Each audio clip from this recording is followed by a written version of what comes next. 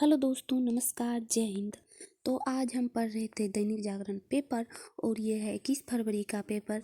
तो देखते हैं आज पेपर में क्या है। तो सबसे पहले जब हम पेपर पढ़े तो एक आज दिया गया है, बिहार से राज्यसभा के लिए 6 का निर्विरोध निर्वाचन। 6 का निर्विरोध निर्वाचन हुआ। तो मन में आया कि क्यों नहीं राज्यसभा के बारे में आज पढ़ लिया जाए कि राज्यसभा में सदस्य कैसे चुनकर वहाँ जाते हैं, इन लोगों का निर्वाचन कैसे होता है। तो देखते हैं राज्यसभा क्या है।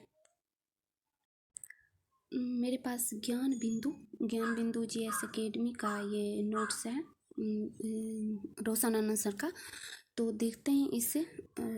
तो इसमें संसद भारतीय संविधान का अनुच्छेद 79 कहता है कि राष्ट्रपति, लोकसभा, राज्यसभा को मिलाकर संसद का गठन किया जाता है। तो भारत के भीतर कानून का निर्माण करने वाली सर्वोच्च संस्था संसद है। संसद के अंतर्गत 2 सदन होते हैं, लोकसभा और राज्यसभा आता है। इन दोनों सदन के सदस्य को संसद कहा जाता है। भारत में लोकसभा की तुलना अमेरिका के प्रतिनिधि सभा और ब्रिटेन के हाउस ऑफ कॉमन से की जाती है। ब्रिटेन के हाउस ऑफ कॉमन से किया जाता है और अमेरिका के प्रतिनिधि सभा से की जाती है। भारत में राज्यसभा की तुलना अगर पूछे तो अमेरिका के सीनेट और ब्रिटेन के हाउस ऑफ लॉर्ड से किया जाता है। राज्यसभा की तुलना अमेरिका का सीनेट से और ब्रिटेन के हाउस ऑफ लॉर्ड से की जाती है।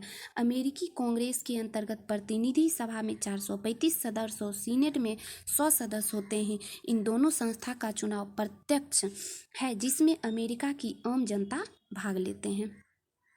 तो अब देखते हैं राज्यसभा क्या है।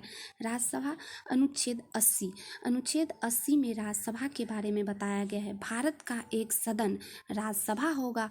इसे उच्च सदन, द्वितीय सदन, बड़ों का सदन कहा जाता है।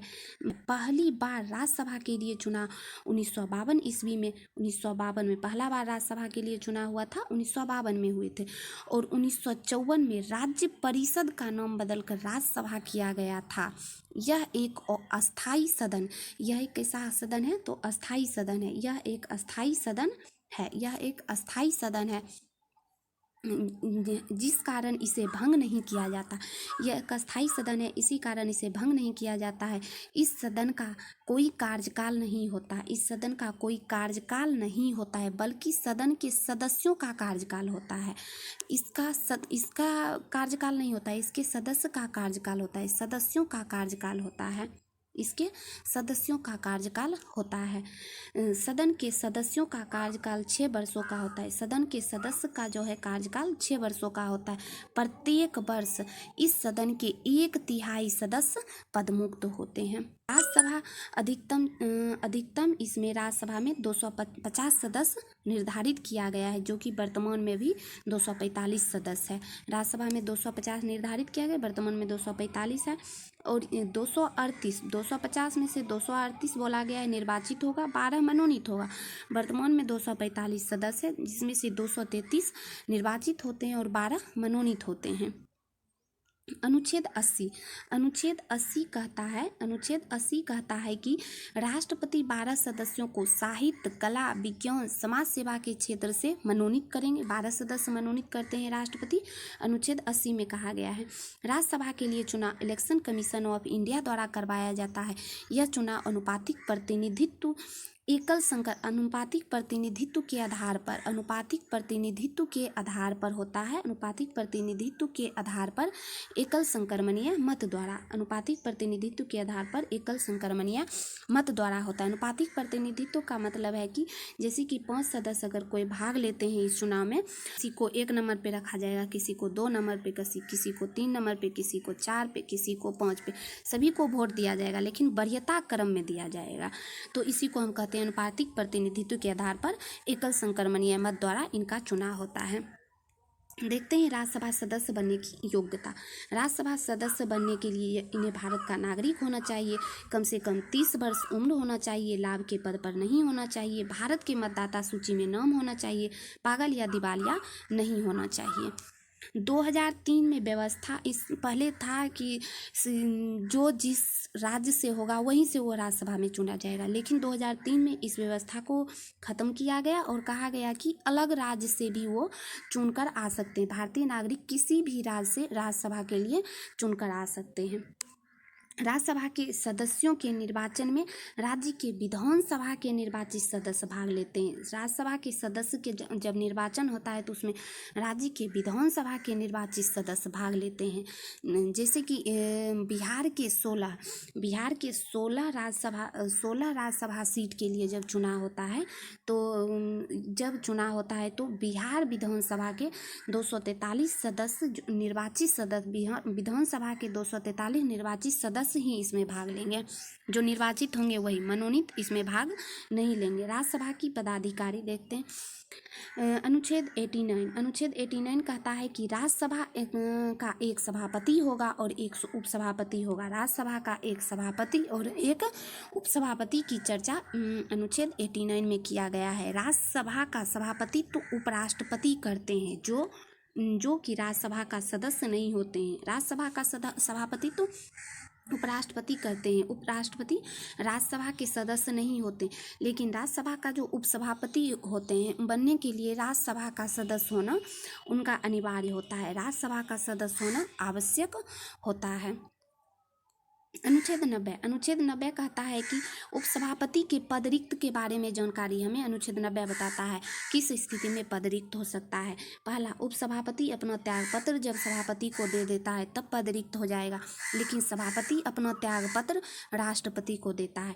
जब उपसभापति राज्यसभा का सदस्य नहीं रह जाता है तब पद रिक्त होगा। तीसरा, उपसभापति को राज्यसभा साधारण बहुमत से संकल्प पारित करके भी हटा सकता है।